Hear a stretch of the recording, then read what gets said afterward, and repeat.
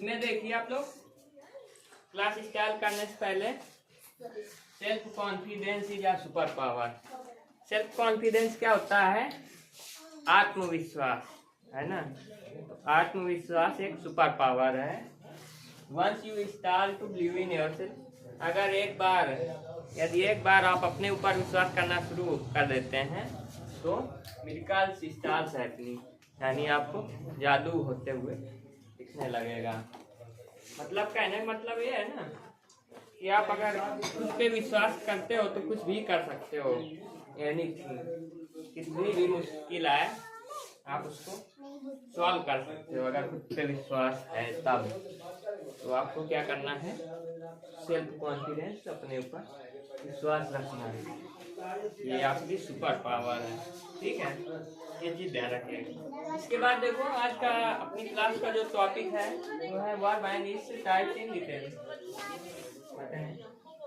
तो वर्ब और उसके टाइप हम लोग डिटेल में सीखेंगे, ठीक है। Verb and it's type, verb और उसके प्रकार हम लोग अच्छे सीखेंगे, ठीक है। तो देखो वर्ब क्या होती है? वर्ब को हम लोग क्या बोलते हैं? हिंदी से क्रिया। क्रिया क्या होती है? A verb that shows an action और स्टेट ऑफ बीइंग, जिससे हमें किसी चीज के एक्शन के बारे में पता चले। एक्शन जानते हो? एक्शन मतलब क्या कार्य हो रहा है इस चीज का, तो उसे हम क्या बोलते हैं? क्रिया। उसका हिंदी में क्या बोलते हैं? जिस शब्दों से किसी कार्य का करना या होना बोध होता है ना, क्या काम हो रहा है, इसमें हमें ये पता लगेगा वर्ब में कौन सा काम हो रहा है, ठीक है। इसके जो एग्जाम्पल होते हैं वर्ब के, कौन कौन से होते हैं? जैसे वो हो गया जाना, कहीं आप जा रहे हो तो आप चल के जाओगे तो एक काम ही तो हुआ ना, आपने काम किया। स्लीप, सो रहे हो, ये भी वर्ब। वीक, रो रहे हो। स्विम, तैर रहे हो। ड्रिंक, ईट, ये सब आपके वर्ब के एग्जाम्पल हैं। जितने भी लिविंग थिंग्स हैं सब में क्रिया होती है। जितने भी लिविंग थिंग हैं वो कुछ ना कुछ कार्य करते हैं। नॉन लिविंग थिंग्स हैं उनको जहाँ पे रख दोगे वहीं पे रहेंगे, उनमें क्रिया। बाकी लिविंग थिंग्स जितने भी हैं, जीव जंतु वगैरह, सब में क्रिया होती है, ठीक है। इसके एग्जाम्पल समझ लिया आपने। इसके बाद देखो टाइप्स ऑफ वर्ब। वर्ब कितने प्रकार के होते हैं? पहला जो टाइप है एक्शन वर्ब। एक्शन वर्ब क्या होता है? एक्शन वर्ब शो फिजिकल और मेंटल एक्शन। एक्शन वर्ब वो होता है जो फिजिकल यानी भौतिक या फिर मेंटल यानी मानसिक एक्शन बताए। इसके जैसे एग्जाम्पल पहले देखो, शी राइट्स अ लेटर, वह एक पत्र लिखता है, ठीक है। और आई बिलीव यू, ये हो गया दो एग्जाम्पल। इसमें समझने वाली बात है, शी राइट्स अ लेटर, वह एक क्या लिखता है? पत्र। उसने फिजिकल वर्क किया ना, हाथ से लिखा, कार्य किया ना, तो फिजिकल वर्क हो गया, ठीक है। इसके बाद आई बिलीव यू, मैं तुम पर विश्वास करता हूँ। तो आप विश्वास किसी पे करोगे तो कहाँ गया? Mental action. ये कौन सा एक्शन हो गया? मेंटल। विश्वास किसी पे कर रहा है तो ये आपका दिमाग से विश्वास करोगे, मेंटल एक्शन हो गया, ओके। इसके बाद देखो लिंकिंग वर्ब्स। हनी शांत हो जाओ।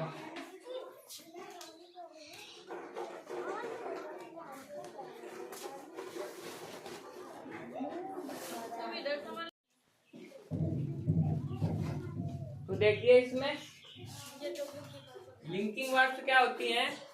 लिंकिंग वर्ब्स वो होती हैं links the subject with caption, यानी सब्जेक्ट को लिंक करने का काम करती हैं, उनको क्या बोलते हैं हम लोग? Linking verb. जैसे एग्जांपल के लिए is, am, are, was, were, seem, become, look, feel, ये सब इसके लिंकिंग वर्ब के एग्जांपल हैं।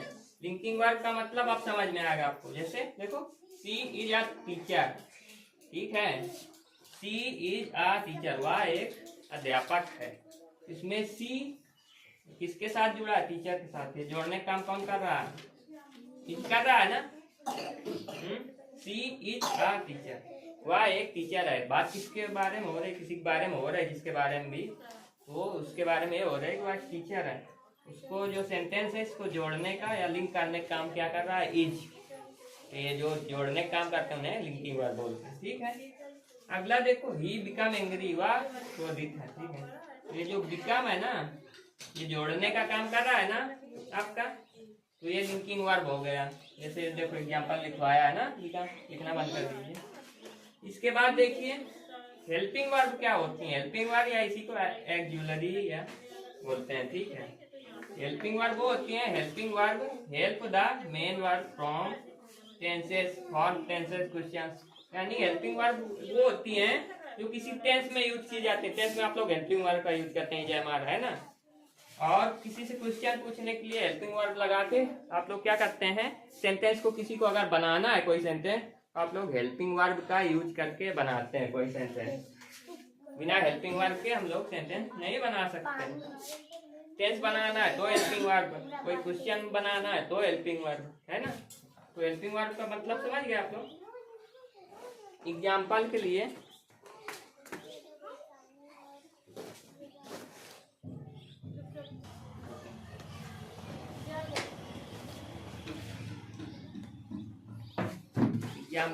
आप लोग देखो, इसमें जैसे हेल्पिंग वर्ब का एग्जाम्पल मैं बता रहा हूँ। Is, am, are, be, have, do, will, ये सब चीजें हेल्पिंग वर्ब के एग्जाम्पल्स हैं। ठीक है, जैसे देखो आपने एक सेंटेंस बनाया, सी इज राइटिंग अ लेटर, तो इसको बनाने में आपने किसका यूज किया, हेल्पिंग वर्ब का। अगर आप लिख देते इसके जगह हम सी राइटिंग अ लेटर, तो सेंटेंस कंप्लीट नहीं होता, गलत हो जाता सेंटेंस। ठीक है, इसके बाद डू यू लाइक टी, क्या आप चाय पसंद करते हैं, तो इसमें जो डू है हेल्पिंग वर्ब है, इसको नहीं लगाते। You like T, sentence question नहीं बन पाता, क्वेश्चन वर्ब नहीं बन पाता, कोई क्वेश्चन किसी से नहीं पूछ पाते। समझ गए। अगली बात आती है ट्रांजिटिव वर्ब क्या होता है। ये वर्ब का फोर्थ पार्ट है, चौथा भाग है। ठीक है, इसमें देखो, it needs an object to complete its meaning. यानी ट्रांजिटिव वर्ब वो होता है जिसका मीनिंग यानी जिसका अर्थ कंप्लीट करने में,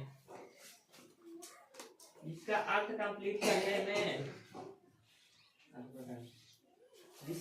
कंप्लीट करने में आपको इट नीड्स एन ऑब्जेक्ट, किसी ऑब्जेक्ट की आवश्यकता होती है। बिना ऑब्जेक्ट के पूरा अर्थ, पूरा सेंटेंस अर्थ नहीं देगा सही से। इसमें क्या क्या होते हैं, सब्जेक्ट हो, इसका स्ट्रक्चर कैसा होता है, सब्जेक्ट होता है, वर्ब होता है और ऑब्जेक्ट होता है। तीन चीजें होती हैं। कौन कौन सी, सब्जेक्ट, वर्ब और ऑब्जेक्ट। ध्यान रखिएगा ये चीज, है ना। जैसे लिखा है आपका, सी रीड्स अ बुक, वह किताब पढ़ता। ठीक है, तो इसमें देखो सी क्या है, सब्जेक्ट है।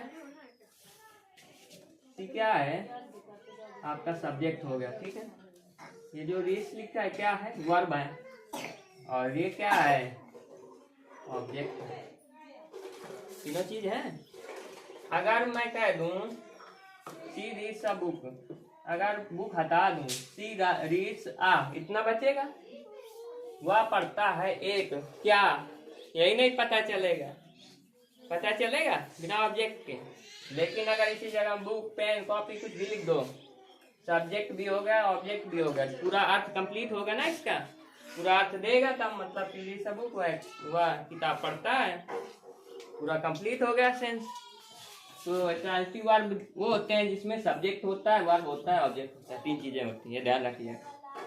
अगली बात, इन ट्रांजिटिव वर्ब ये क्या होता है, it does not needs an object, इसमें ऑब्जेक्ट की जरूरत नहीं होती, सब्जेक्ट होगा, वर्ब होगी, दो चीजें होंगी बस। जैसे देखो, द बेबी क्राइड, इसमें जो द बेबी है ना, ये सब्जेक्ट हो गया, और क्राइड है क्या हो गया, वर्ब। दो चीज है, इसमें कहीं ऑब्जेक्ट है नहीं है, तो ये इस प्रकार के सेंटेंसेस में ऑब्जेक्ट नहीं होता, इसे क्या बोलते हैं, ट्रांजिटिव वर्ब। जैसे बर्ड्स फ्लाई, पक्षी उड़ते हैं, इसमें भी ऑब्जेक्ट नहीं है, सब्जेक्ट है, वर्ब है। इसमें ही स्लीप्स, वह सोता है, इसमें भी सब्जेक्ट और वर्ब है, दो चीजें है ना। तो ट्रांजिटिव वर्ब कौन सा होता है जिसमें सब्जेक्ट, वर्ब और ऑब्जेक्ट होते हैं, और इंट्रांजिटिव वर्ब कौन सा होता है जिसमें सब्जेक्ट हो और वर्ब हो, दो चीजें, ध्यान रहेंगे। इसके बाद देखो अब आती है बात मॉडल वर्ब्स की। मॉडल वर्ब आप लोगों को पहले बता चुका हूँ। तो मॉडल वर्ब होते क्या हैं, जो हेल्पिंग वर्ब की सहायता करते हैं। एक प्रकार के मानो हेल्पिंग वर्ब भी हैं। हेल्पिंग वर्ब में मतलब सेंटेंस बनाने में यूजफुल होते हैं, सहायक होते हैं। देखो मॉडल वर्ब शो एबिलिटी, ये क्या शो करते हैं, एबिलिटी यानी योग्यता, पॉसिबिलिटी किसी चीज की संभावना, एडवाइस किसी चीज से किसी को सलाह देना है आपको, परमिशन किसी से कुछ परमिशन लेना है, या फिर नेसेसिटी यानी आवश्यकता किसी चीज की है, तो इन्हें क्या बोलते हैं, मॉडल वर्ब्स।